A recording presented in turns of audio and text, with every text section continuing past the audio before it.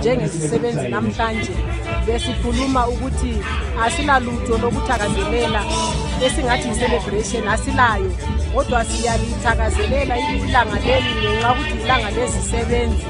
Kodwa sinjalo kasijabula, sinakujabula ngoba izisebenzi siloko ama-problems amaningi, sikhangelene lama-problems okungaholi, sikhangelene lama-problems e-government engasinanzeleliyo.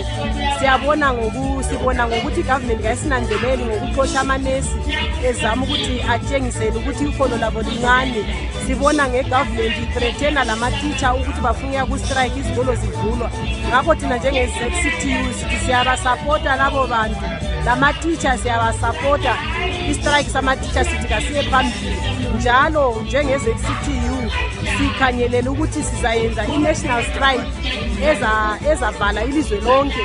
Sisakhulumisana nabantu abatshiyeneyo abanengqondo esifana nalezo ukuthi senze ukuthi ilanga leli liphumelele.